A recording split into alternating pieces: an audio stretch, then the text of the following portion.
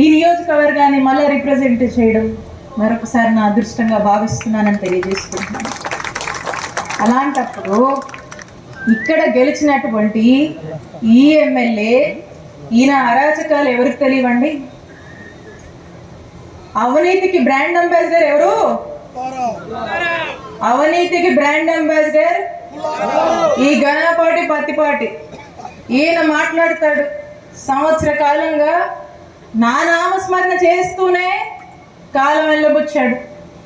ఆఖరికి అతనికి మధ్యకాలం చూస్తూ ఉన్నాం, అతనికి ఇక దాన్ని ఏమనాలో తెలియదు, కానీ దానికి ఏం పేరు పెడితే బాగుంటుందో పెడదాం దానికి చిన్నగా.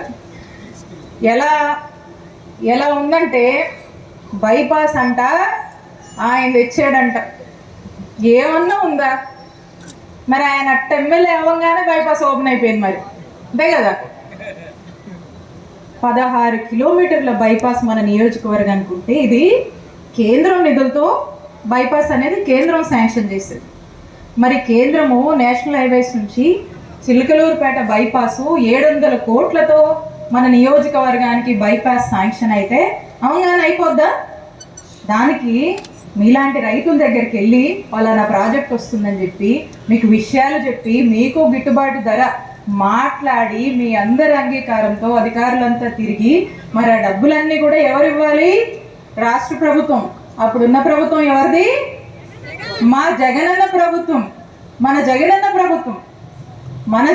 ప్రభుత్వం ఉండి ఆ 16 కిలోమీటర్లు వరకు ఎవరెవరు అయితే పొలాలు ఉన్నాయో ఆ పొలాలందరూ రైతులతో మాట్లాడి రేటు అధికారులు ఫిక్స్ చేసి వాళ్లకు సుమారు 650 మంది రైతులు ఉంటే 223 కోట్లు వాళ్ళకు ఆ రైతులకు సంబంధించి ఆ ల్యాండ్ అక్విజిషన్కి సంబంధించినటువంటి డబ్బులు జగనన్న ప్రభుత్వం చెల్లించిందయ్యా ఎమ్మెల్యే. ఆ తర్వాత కోవిడ్ వచ్చి వాళ్ళు ఆ కాంట్రాక్టర్ ఎవరైతే చేస్తున్నారో అప్పుడు ప్రాజెక్ట్ ఎస్టిమేషన్కి ఈరోజు కోవిడ్ వచ్చిన తర్వాత కాస్త రేట్లు పెరిగాయి, మాకు కాస్త గిట్టుబాటు అవ్వట్లేదని చెప్పి మాట్లాడితే మళ్ళీ నేనుండి మాట్లాడించి దాన్ని ఫాలో అప్ చేసి కాస్త మళ్ళీ రివైజ్ ఎస్టిమేట్ కూడా వేయించి వాళ్ళు ఎంబడి పడి ఎన్నిసార్లు తిరిగాము, ఎన్ని రివ్యూలు పెట్టాము, ఎన్నిసార్లు పనులు పరిశీలించడానికి వెళ్ళాము. ఇవన్నీ చేసి వెంటబడి రాత్రి పగలు ఆ కాంట్రాక్టర్లు ఎంబడి పడి పని చేయిస్తే రెడీ అయిందయ్యా మా చిలుకలూరుపేట బైపాసు. మా దురదృష్టం బైపాస్ రోడ్ అంతా ఏర్పాటైంది, ఎన్నికల కోడ్ వచ్చింది. అప్పటికీ కోవిడ్ నుంచి ఎంటబడతానే ఉన్నా. పెద్ద పని కదా. మా దురదృష్టం ఇంకంతే. ఎన్నికల కోడ్ వచ్చింది, ఓపెన్ చేయతవుల. ఇక హైవేస్ వాళ్ళు ఈ ఎన్నికలు ఈ కోడ్ అంతా అయిపోయాక వాళ్ళు ఒకరోజు ప్రారంభించారు చక్కగా. ఇప్పుడు అందరూ మీ ఊరు నుంచే వెళ్తున్నాము, బైపాస్ చాలా చక్కగా చేయించారు అంటే మన జగనన్న హయాంలోనే చేయించుకోగలిగామని చెప్తే చాలా సంతోషం. ఇక్కడ నుంచి నెల్లూరు పోయేవాళ్ళు, ఒంగోలు పోయేవాళ్ళు, కడప దాకా పోయేవాళ్ళు, చెన్నై పోయేవాళ్ళు కూడా చాలామంది మా ఎమ్మెల్యే ఫ్రెండ్స్ ఎవరైతే ఉన్నారో చెప్తా ఉంటారు, నువ్వు టౌన్లో కాస్త ట్రాఫిక్ ఉండేదమ్మాయి, ఇప్పుడు కాస్త ప్రశాంతంగా వెళ్ళిపోతా ఉన్నాం, ఇప్పుడు మీ ఊరు సెంటర్లోకి వాటి నుంచి వెళ్తున్నాం, కన్వీనియంట్గా ఉందని చెప్పి అంటూ ఉంటారు. బాగా చేయించావని అంటూ ఉంటారు. ఇప్పుడు దీన్నంట ఈ ఎమ్మెల్యే చేయించాడంట. దాంట్లో కూడా ఇందాక ఎవరో చూపిస్తూ ఉన్నారు, నాకు పేపర్ ఏదో చూపిస్తాను, ఏదో ఫస్ట్ పెట్టుకున్నాడని చెప్పి నేను అదే చూసి అంటా ఉన్నాను. ఈ ఎమ్మెల్యే పరిస్థితి ఎట్ట దిగజారిపోయాడంటే ఈయన ఎట్ట దిగజారిపోయాడంటే వదిలిపెడితే ఈయనే జనం పిచ్చోళ్ళేమో అని చెప్పి ఆ రైతు భరోసా కేంద్రాలు, ఆరోగ్య కేంద్రాలు, సచివాలయాలు కూడా నేనే. ఈ ఎమ్మెల్యే జనాన్ని మోసం చేయడమే కాదు, ఈ ఎమ్మెల్యేలను కూడా మోసం చేస్తాడు. అందుకు సాక్ష్యమే మన బ్రహ్మనాయుడు అన్న. ఎందుకంటే చూడండి, ఒకసారి తిరిగేసి చూడండి అసెంబ్లీ సాక్షిగా బ్రహ్మనాయుడు అన్న ఈ ఎమ్మెల్యే చేసినటువంటి మోసాలు, ఈ ఎమ్మెల్యే ఎంత దుర్మార్గుడో అసెంబ్లీ సాక్షిగా బ్రహ్మనాయుడు అన్న చెప్పాడు. బ్రహ్మనాయుడు అన్ననే నేను మోసం చేశాడు ఈయన. అలాంటి వ్యక్తి ఎమ్మెల్యే. అదో మాట చెప్పాలని, కామన్ మ్యాన్నే కాదు ఇట్లాంటి పెద్ద మనుషుల్ని ఎమ్మెల్యేలని కూడా మోసం చేసేటువంటి వంకాయలపాడులో మన గురుకుల పాఠశాల నుంచి 35 మంది పిల్లలు గోడలు దూకి వెళ్ళిపోయారు. ఆ టార్చర్ భరించలేక, ఫుడ్ సరిగా లేక. నా మరిది మీద పెట్టావు, జర్నీలో ఉంటాడు నా మరిది, ఆయన మీద పెట్టాడు. ఇంకో మరిది గోపి మీద పెట్టి 4 రోజులు జైల్లో వేసావు. నన్ను ఎదుర్కోలేక అందరి మీద పెట్టి చివరికి నా మీద కూడా పెట్టి నన్ను వేధించావు. అయినా నీలాగా 4 సంవత్సరాలు కార్యకర్తలను వదిలేసి పారిపోలేదు. నేను పారిపోను. ఇన్ని వేధింపులు పెట్టినా ఏం చేసినా 4 సంవత్సరాలు నియోజకవర్గాన్ని వదిలేసి పారిపోయింది ఎవరు? మీ నాయకుల్ని అడగండి చెప్తారు. మీ నాయకులు అడిగి చెప్పారు పారిపోయింది ఎవరన్నా? కాన్స్టిట్యూన్సీని వదిలేసి పార్టీ అధికారం కోల్పోయాక పదవులు అనుభవించి పారిపోయింది ఎవరు? మేం కాదని గుర్తు చేస్తా ఉన్నా. మేము నిలబడతాం. మా నాయకుడు కష్టం వస్తే నిలబడతాం. మా నాయకుడిని నిలబెడతాం. అంతేగాని పారిపోం మేము, భయపడం మేము. పెట్టుకో, ఇంకెన్ని పెట్టుకుంటావు పెట్టుకో, ఇక్కడే ఉండి చూస్తాం, తేలుస్తాం. మేము కూడా నిలబడతాం. మరొకసారి తెలియజేసుకుంటూ ఈ కార్యక్రమానికి వచ్చినటువంటి ప్రతి ఒక్కరికి ఏం చెప్తామో నేను అడుగుతా ఉన్న ఎమ్మెల్యేని, ఆ కృష్ణబాబు గారు, ఆయన అప్పుడే సెక్రటరీ, ఆయన కూడా ఉన్నారు. ఆయనే అడగండి. అదే చైతన్య ఆయనే 10 కోట్లతోని మేము మాట్లాడుకునే ఆ రిటైనింగ్ వాల్ శాంక్షన్కి 10 కోట్లతో శాంక్షన్ తెచ్చి 10% పనులు చేయించాము. మళ్ళీ కాంట్రాక్టర్ని కూడా మార్చాలి కదా ఆయనకి. మళ్ళీ ఆయనకి ఏదో ఉంటుంది కదా. సో కాబట్టి నువ్వు ఏదో డేట్ మార్చి ఇంకో కొత్త కాగితం తెచ్చి నేను తెచ్చా అంటే జనాన్ని పిచ్చోళ్ళని చేయమాకండి. జనానికి అన్నీ తెలుసు, అర్థం ఉండే మాటలు మాట్లాడండి అని చెప్పి ఈ ఎమ్మెల్యే గారికి చెప్తా ఉన్నా. తెలియకపోతే చెప్పండి. ఇట్లా ఉన్నాయి అంటే ఆయనకి ఏ స్టేజ్కి దిగజారాడో చూద్దాం. చాలా ఉన్నాయన్న మనం మాట్లాడాలంటే. ఇక మన ఒక్కళ్ళే బతకాలి, వాళ్ళే బతకాలి, ఇంతే. ఇంకెవడు ఫ్లెక్సీలు కొట్టుకునేవాడు ఏం పాపం చేశాడు? ఏదో రూపాయి వచ్చుద్దనేగా చేసుకుంటారు వ్యాపారం. వ్యాపారస్తుల కష్టాలు ఈ నియోజకవర్గంలో చెప్పలేనివి. రియల్ ఎస్టేట్ వెంచర్లు కూడా ఈయన మనుషులే చేయాలి, ఈయన చెప్పిన వాళ్ళు చేయాలి. ఇంకోటి చేశాడంటే అంతే సంగతి, చదువుకొని వెళ్ళిపోవాలి ఇక్కడి నుంచి. ప్రతిదీ ఈయన కనుసైగల్లో నడవాలి. ప్రతిదీ ఈయనకు నచ్చిన మనుషులే చేయాలి. ఇతనికంటూ పెట్టుకున్నాడు. ఇక వాళ్ళతో అతను ఒక్కడు బతకడానికి, ఆయన కుటుంబం బతకడానికి ఇతను అందిస్తున్నటువంటి పరిపాలన. ఇక ఏమన్నా ఎవరన్నా పోయి పని అడిగాడంటే, నీ పోడన్నా వెళ్ళి ఓ పని అడిగాడు అనుకోండి, ఏం చెప్తాడు? అబ్బే వాళ్ళ మీద కేసులు ఏమైనా ఉంటే చెప్పమ్మా, అవి అయితే ఎంబటే పంపించి స్టేషన్లో కూర్చోబెట్టి కట్టేద్దాము. మిగతా ఏం అడిగినా కూడా చెవులు వినబడేవంట. వాళ్ళు చెప్తున్నారు నాకు. పోవట్లేదంటే ఎవరు కూడా. ఏదో కొంతమంది ఆయన కళ్ళలో పడ్డానికి ఏదో మాట్లాడితే 10 వచ్చే పని ఏదైనా చూపిస్తారని చెప్పి ఇది తప్పితే ఇంటా ఉన్నాం. మరి చూద్దాం. ఇవన్నీ మేము అనుకుంటున్నాయి కాదు ఎమ్మెల్యే గారు, ఇవన్నీ జనంలోంచి మేము వింటున్నాయి. మీరు చేస్తున్న పనులు కళ్ళకు కొట్టొచ్చినట్టుగా వ్యాపారస్తులని, రియల్ ఎస్టేట్ వాళ్ళని, ప్రతి ఒక్కరిని మీరు ఏ విధంగా వేధిస్తున్నారో అన్నీ ఖచ్చితంగా ఇవన్నీ టైం వచ్చినప్పుడు ఇవన్నీ మీకే, మీరు ఏం చేశారని మీరు చక్కగా రియలైజ్ చేసుకునే రోజు ప్రశాంతంగా మీకు తెస్తాయి. మేమేదో మిమ్మల్ని అనాలనో అదేం కాదు. కానీ జనమే మాట్లాడుకుంటున్నారు కాబట్టి జనం సమస్యలు మీరు పట్టించుకుంటే కదా. ఎందుకంటే దీని మీద బిజీగా ఉన్నారు, వీటి మీద బిజీగా ఉన్నారు. ఇల్లంట సుపరిపాలన అంటది. నేను చెప్తా ఉన్నా, ఈ కూటమి ప్రభుత్వం వచ్చాక చూస్తూ ఉన్నాం. ఈ కూటమి ప్రభుత్వం వచ్చాక దీన్ని సుపరిపాలన అనరు, దీన్ని సుపారీ పాలన అంటారు. రెడ్ బుక్ పాలన. ఎవడి మీద కేసు పెట్టాలంటే కేసు పెట్టాలి, ఎత్తుకు రావాలంటే ఎత్తుకు రావాలి, లోన్ వేయాలంటే స్టేషన్ లోపల వేయాలి, కొట్టాలి, జైలుకు పంపించాలి, అరెస్టులు చేయాలి, అక్రమ కేసులు పెట్టాలి. ఇదంట సుపరిపాలన. వీళ్ళది తెలుసులే జనానికి. మీరు సుపరిపాలన చెప్పినా చెప్పకపోయినా జనం చెప్తారులేండి. జనానికి ఒక స్పష్టత ఉంది కాబట్టి చెప్తా ఉన్నా ఈ విషయాలు. ఇంకా పొగాకు రైతులు ఏ రోజున రోడ్ ఎక్కారా? జగనన్న హయాంలో ఎక్కారా? ఆ సంగతి చెప్పమనండి. అసలు వాళ్ళకి ఏం చేస్తారో, ఏం న్యాయం చేస్తారో చేయమని. రైతుల ఆత్మహత్యలు జరిగినాయి మన నియోజకవర్గంలో. కనీసం ఆలకించాడా, పలకరించాడా ఆ కుటుంబాలని? అవి పట్టవు. ఎందుకంటే అవన్నీ మంచి పనులు, అవి జనానికి మంచి చేయకూడదు. దురాలోచనలు, అక్రమ ఆలోచనలు, అక్రమ పనులు, అవినీతి, పొద్దున్న లేస్తే ఎక్కడ డబ్బులు వస్తాయి ఏంటనే దాని మీద తప్పితే ఎవడి మీద కేసు పెట్టాలి, ఎక్కడ డబ్బులు వస్తాయి, ఈ రెండే, ఇంకోటి లేదు. అలాంటి ఆలోచనలతో ముందుకు వెళ్తున్నాడు ఎమ్మెల్యే. ఖచ్చితంగా కాలమే మీ రూపంలో, ప్రజల రూపంలో సమాధానం చెప్పుద్ది అని తెలియజేసుకుంటూ మీ అందరికీ ఒకటే చెప్తా ఉన్నానన్నా, రానున్నది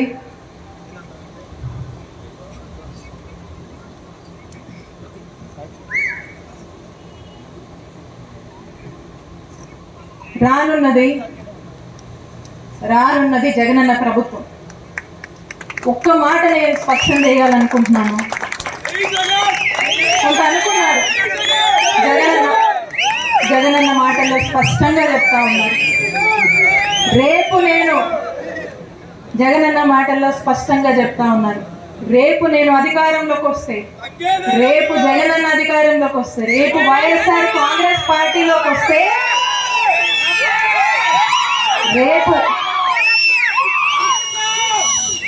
రేపు రాబోయే జగనన్న ప్రభుత్వం కార్యకర్తల ప్రభుత్వం. రేపు రాబోయే జగనన్న ప్రభుత్వం వైఎస్ఆర్ కాంగ్రెస్ పార్టీ జెండా పట్టుకొని కష్టపడ్డటువంటి నాయకుల ప్రభుత్వం. రేపు రానున్న ప్రభుత్వంలో వైఎస్ఆర్ కాంగ్రెస్ పార్టీ నాయకులు కార్యకర్తలచే ప్రజలకు మంచి చేసే ప్రభుత్వం రేపు రానున్న జగనన్న ప్రభుత్వం. ఎంతో మంది మహిళలు ఎదురు చూస్తున్నారు. సమయం వచ్చినప్పుడు ఈ కూటమి ప్రభుత్వానికి బుద్ధి చెప్పడానికి ప్రజలు సిద్ధంగా ఉన్నారు.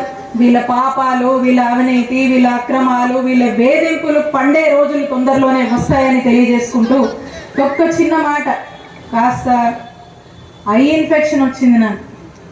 ఈ ఐ ఇన్ఫెక్షన్ వచ్చేసరికి దాంతోపాటు వైరల్ ఫీవర్ వచ్చింది. మరి ఐస్కి ఇన్ఫెక్షన్ వచ్చేసరికి కాస్త ఇది ఒకరి నుంచి ఒకరికి వస్తుంది. అట్లా పిల్లలు కూడా వచ్చింది. దానివల్ల నేను కొంత ఈ బయటికి కాస్త డస్ట్ ఉండొద్దని నేను ఇంట్లోనే ఉన్నా. దానికి కూడా రకరకాల ప్రచారాలు పెట్టారండి వీళ్ళు. దానికి కూడా ఐ ఇన్ఫెక్షన్ వచ్చినా, జ్వరం వచ్చినా కూడా ప్రచారాలే. అట్లా ఉన్నారు. అంటే ఎందుకో మరి అంత భయం వాళ్ళకి, నేనంటే నాకు అర్థం కాదు.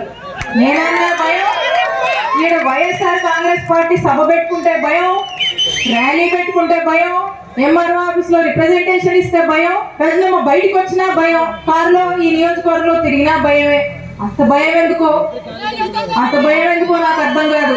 కానీ నేను చెప్తా ఉన్నా, ఇక్కడ ఉన్నటువంటి మా వాళ్ళంతా, వాళ్ళ ప్రేమే నా బలం, వాళ్ళ ఆశీస్సులే నా ధైర్యం. తిరుగుతాను ఖచ్చితంగా. మీరెన్ని కేసులు పెట్టినా, ఏం చేసినా తిరుగుతాను ఖచ్చితంగా. నా నిజాయితీయే నా బలం అని చెప్తా ఉన్నా నీ ఎమ్మెల్యేకి. నువ్వు వాడినంత మాత్రాన ఈ జనానికి తెలియదు అనుకోకు.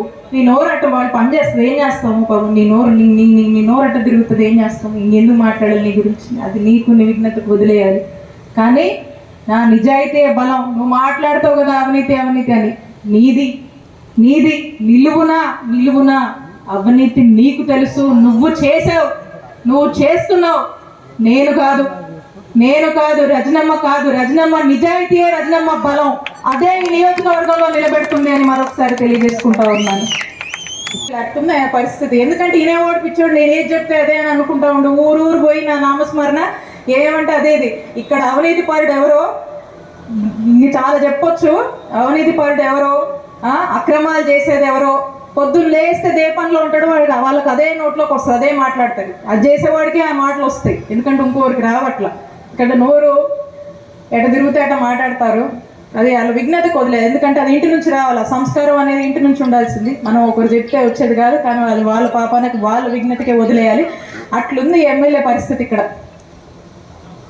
గవర్నమెంట్ హాస్పిటల్ అన్నా, మీ ఆశీస్సులతో, మీ అందరూ చిలుకూరుపేట ప్రజల ఆశీస్సులతో, జగనన్న ఆశీస్సులతో వైద్య ఆరోగ్య శాఖ మంత్రిగా అయ్యే అవకాశం నాకు జగనన్న ఇచ్చాడు. ఇక్కడ ప్రజలు గెలిపిస్తే మా నాయకుడు జగనన్న నాకు ఒక అవకాశం ఇచ్చాడు. అవకాశం ఇచ్చినప్పుడు ఎవరికైనా మనసులో ఏం కోరుకుంటుందన్నా చెప్పండి. ఒక్క మంచి హాస్పిటల్ మా ఊరిలో తీసుకురావాలని ఉండదా? చెప్పండి అన్న. 30 పడకల హాస్పిటల్ ఉంటే, చిల్లూరుపేట హాస్పిటల్ హైవే మీద ఉండి ఎన్ని యాక్సిడెంట్లు అయితే మిగతా జిల్లాలందరూ కూడా, చుట్టుపక్కల ఉన్న జిల్లాలందరూ కూడా యాక్సిడెంట్లు అయినా, ఎమర్జెన్సీలు అయినా, డెలివరీ అయినా ఇక్కడికి వస్తారు మన హాస్పిటల్కి. ఉన్నటువంటి అలాంటి హాస్పిటల్ని ఆ రోజున ఉన్నటువంటి పరిస్థితుల్లో అక్కడేదో కట్టాలని చెప్పేసి ఏదో లో లెవెల్లో అసలుకి ఏదో మునిగిపోయినట్టుగా అట్లా ఉండి ఏదో నడుస్తూ ఉంటే ఇట్లా కాదని చెప్పి పిలుచుకొని కూర్చొని మొత్తం మళ్ళీ నేను వెళ్ళి చెక్ చేసి ఒక కొత్త ఎస్టిమేట్ వేయించి ఆ బేస్ లెవెల్ పెంచి, ఎందుకంటే పక్కన వాగు, బేస్ లెవెల్ పెంచి హాస్పిటల్ని, నూతన హాస్పిటల్ని 30 పడకలని 100 పడకలకి నిర్మాణం చేయించేదానికి చొరవ చూపి నేను కట్టించి మా జగనన్న ఆశీస్సులతో ఇక్కడ ఉన్నటువంటి ప్రాంత ప్రజలకు దీన్ని అంకితం చేయాలి.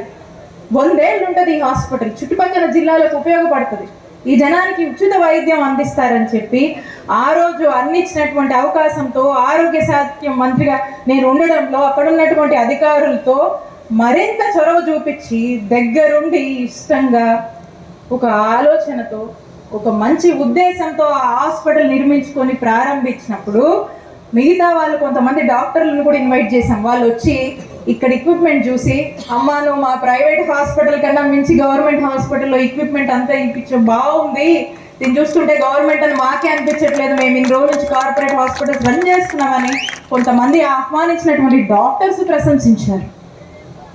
ఆ రోజున మేము, కృష్ణబాబు గారు మా సెక్రటరీగా ఉన్నారు, వచ్చి అందరూ డిపార్ట్మెంట్ అంతా వచ్చి చాలా చక్కగా ఒక పండగ వాతావరణంలో హాస్పిటల్ ప్రారంభిస్తే ఏం మాట్లాడతారు. ఆ రోజు నేను అది నిర్మాణం చేసి చక్కగా రన్ అయ్యేలాగా అన్ని ఫెసిలిటీస్ని, అన్ని ఇన్ఫ్రాస్ట్రక్చర్ ఫెసిలిటీస్ని ఏర్పాటు చేశాను.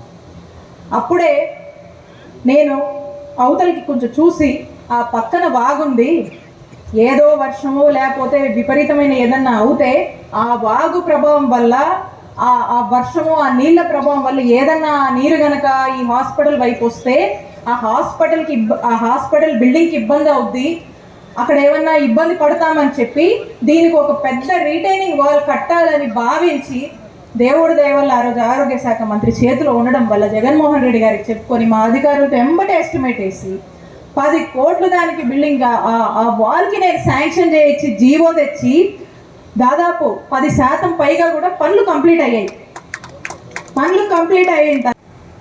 అదే కూటమి ప్రభుత్వానికి, కూటమి పార్టీకి వాళ్ళకు చెందినటువంటి వాళ్ళ భాగస్వామైనటువంటి వాళ్ళే వెళ్ళి ఈ ఎమ్మెల్యే చేస్తున్నటువంటి అక్రమ మైనింగ్ని ఏ విధంగా అడ్డుకున్నారో మనమంతా చూసాము. రోజుకి ఎంత వస్తుంది ఏంటి అన్ని విషయాలు ఉన్నాయి, సమయం వచ్చినప్పుడు అన్నీ బయట పెడతా. ఏ విధంగా అక్రమ మైనింగు, అవినీతి నువ్వు చేస్తున్నావో ఈ జనమంతా చూస్తూ ఉన్నారు. మా దాకొద్దు, మీ భాగస్వాములే మీరు చేస్తున్న అవినీతిని బయటపెట్టింది. కాబట్టి ఎంత పీక్స్కి చేరారో ఒకసారి ఆలోచన చేయండి. అసలు ఇంకా చాలా ఉన్నాయి ఇంకా మాట్లాడాలంటే. ఇక రేషన్ మాఫియా గురించి చెప్పే పనే లేదు. రేషన్ మాఫియా రోజుకు ఒక ఆర్టికల్ చూస్తున్నాం న్యూస్ పేపర్లో, రేషన్ మాఫియా ఏ విధంగా నడిపిస్తూ ఉన్నారు. ఇక గుట్కా దంద గురించి చెప్పేదే లేదు. ఇక ప్యాకాట్ అయితే ఎప్పుడు లేదు. నేను మీ అందరిని ఒకటి అడుగుతా ఉన్నాను, మనం ఉన్నప్పుడు ఈ నియోజకవర్గంలో ప్యాకాట్ నడిచిందా? ఎక్కడన్నా నిన్నారా? ఎక్కడన్నా ఆడవాళ్ళు ఏడ్చుకుంటూ కూర్చున్నారా? చెప్పండి. ఈ రోజున ఎంతమంది ఏడుస్తున్నారు. ఈ రోజు ఏ విధంగా ప్యాకాటను మీరు మీ మనుషులు నడిపిస్తున్నారో మొత్తం చూస్తూ ఉన్నారు. ఈరోజు జరగంది ఏమీ లేదు, నడవంది ఏమీ లేదు. ప్రతి ఒక్కటి ఈరోజు ఈ నియోజకవర్గంలో ఈ ఎమ్మెల్యే కనుసైగలో నడుస్తూ ఉంది. ఇక ఒక్కడే బతకాలి, అతని మనుషులే బతకాలి. ఏదైనా ఎందుకు ఈ మాట అంటున్నంటే దానికి కూడా చెప్తానన్నా. ఈ ఊరికే అంటాం మనకు కూడా ఉండదు. రాత్రి ఈ ప్రోగ్రాం గురించి టౌన్లో ఓ చోట ఫ్లెక్సీలు ఇచ్చామన్నా. సరే రాత్రి వచ్చి ఏర్పాట్లు చేసి మన పిల్లలంతా కూడా ఈ ఫ్లెక్సీలు కడదామంటే ఆ ఫ్లెక్సీలు తీసుకొని పోదామని పోతే ఆ ఫ్లెక్సీలు ప్రింట్ కొట్టిన అతన్ని మరి కమిషనర్ ఎంత ఖాళీగా ఉన్నాడు చూడండి. కమిషనర్ వెళ్ళి ఎందుకు కొట్టావని చెప్పి ఆ ఫ్లెక్సీలు ప్రింట్ షాప్ దగ్గరికి వెళ్ళి అతన్ని బెదిరిస్తాడు. అతన్ని బెదిరించి అక్కడ దాకా అవుద్ది. ఆ నెక్స్ట్ ఈ సిఐ గారు తీసుకొస్తాడు, ఆయన్ని తీసుకొచ్చి స్టేషన్లో కూర్చోబెట్టాడు. వైసీపీ వాళ్ళ ఫ్లెక్సీలు ప్రింట్ చేస్తావా నువ్వు అని చెప్పి. ఇక మిగతా ఫ్లెక్స్ షాప్ వాళ్ళందరికీ ఫోన్లు చేస్తారు. టీడీపీ వాళ్ళ ఫ్లెక్సీలు తప్పితే వైసీపీ వాళ్ళవి కట్టొద్దు, కొట్టొద్దు, ఇవ్వద్దు, అసలుకి తీసుకోవద్దు, తీసుకుంటే మీ షాపు ఇక అంతే, మీ షాప్ ఉండదు. ఇక అని రాత్రి ఆ ఫ్లెక్సీ షాప్ అతను తీసుకొచ్చి స్టేషన్లో కూర్చోబెట్టారు. నేను తప్పు మాట్లాడితే తీయమనండి, సీసీటీవీ ఫుటేజ్ తీయమనండి పోలీస్ స్టేషన్లో, టౌన్ స్టేషన్లో.